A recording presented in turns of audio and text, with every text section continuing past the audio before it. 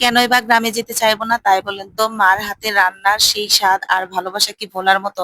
সেই সাথে নিজেদের গাছ থেকে ফল ছেঁড়ার যে আনন্দ আর ভাই বোনদের আদর ভালোবাসা, বাপ চাচাদের স্নেহ মমতায় মনে হয় থেকে যায় নিজের গ্রামেই। হ্যালো এভরিওয়ান, আসসালামু আলাইকুম। কেমন আছেন সবাই? দীর্ঘ ২ বছর পর আমি আমার গ্রামে যাচ্ছি আর আমার আজকে অনেক ভালো লাগছে। আর সেই জন্যই আপনাদের সাথে ব্লগটা শেয়ার করতেছি। আমার মনে হয় আমার গ্রামটা যেন দিন যায় আর রূপের একটা পরিবর্তন হয়। এই তো এখন বর্ষার সিজন, চতুর্দিকে কানায় কানায় পানি, দুই পাশটাতে পানি দেখে অনেক ভালো লাগতেছে। আর আমরা এখন যাচ্ছি অটো করে আর খুব তাড়াতাড়ি আমাদের বাড়িতে আমরা পৌঁছে যাব। তো যাই হোক, সেই সাথে আপনাদের আমাদের গ্রামের যে স্কুলটা, এই স্কুলে আমি পড়াশোনা করেছি আর আপনাদের সাথে একটু শেয়ার করে নিলাম। যদিও আমি বারবার বলি আমার স্কুলের ব্লগটা আপনাদের সাথে খুব জমজমাট ভাবে শেয়ার করব, কিন্তু কেন জানি আমার এই ব্লগটা শেয়ার করতে সময় হয়ে ওঠে না। কি করার তাই বলেন তো?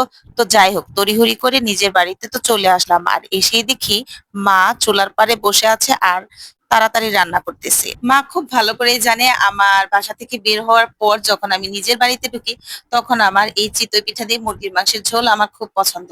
তা মা রান্না করেছে আর সাথে করেছে গরুর মাংস, মাছ রান্না করতেছে, আরো অনেক কিছু। এত কিছু তো আর দেখানো সম্ভব না, তবে যাই হোক আমি তাড়াহুড়া করে একটু হলেও চিতই পিঠা খেয়ে নিলাম, কারণ অল্প সময়ের মধ্যে আসছি, আবার চলে যাব। তাই ভাবলাম যে তাড়াতাড়ি করে খাওয়া দাওয়া করে একটু ঘোরাঘুরি করি সবার বাড়িতে। কি করার বলেন তো? দীর্ঘ ২ বছর পরে আসছি। কেন দেরি করে আসছি সেটাও একটু জানেন? কারণটা হচ্ছে মাহিন ক্লাস 9-10, আমি এই ২ বছর বাবার বাড়ি আসিনি। নিজের মানে ত্যাগ স্বীকার করেছি যে মাহিনের পড়ার যদি একটু ক্ষতি হয়, এই কারণে আমি কখনোই আসিনি। আর দীর্ঘ সময় ধরে থাকারও সময় হয়নি। একের পর এক স্কুলের পরীক্ষা, প্রাইভেট সবকিছুই থাকছে, যার জন্য হয়নি। আর আমরা কিন্তু এখন এক এক করে ছোট চাচার বাসায় এসেছি আর ছোট চাচার বাসায় থেকে বড় চাচার বাসায় গেলাম। আর এই ব্লগগুলো আপনাদের সাথে পার্ট টু পার্ট শেয়ার করব। আর ব্লগ যদি বেশি বড় হয়ে যায় তাহলে কিন্তু দেখতেও ভালো লাগে না, তাই ছোট ব্লগ দিয়ে আপনাদের সাথে শেয়ার করলাম। আর এখানে হচ্ছে আমার বড় চাচার বাসা। সব মিলিয়ে আমরা অনেক আনন্দ করেছিলাম আর অনেক ভালো লেগেছিল।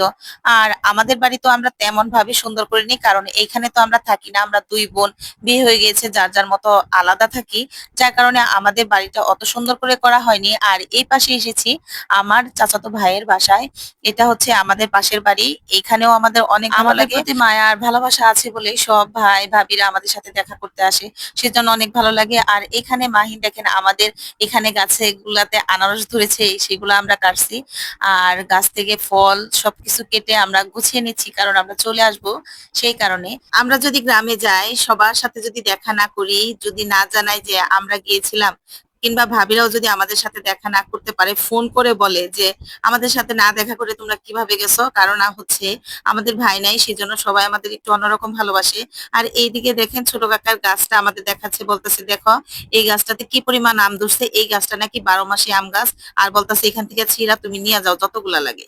কিন্তু দেখেন আমি ছিঁড়তেছি, আমার খাওয়ার চাইতে ছেঁড়াটাই বেশি আনন্দ। সামনের ব্লগে আফসানাদের বাড়ি মানে আমার ছোট চাচার বাড়ি আর বড় কাকার বাড়ির ব্লগ ভিডিওটা আপনাদের সাথে শেয়ার করব। আজকে এই পর্যন্ত, টাটা।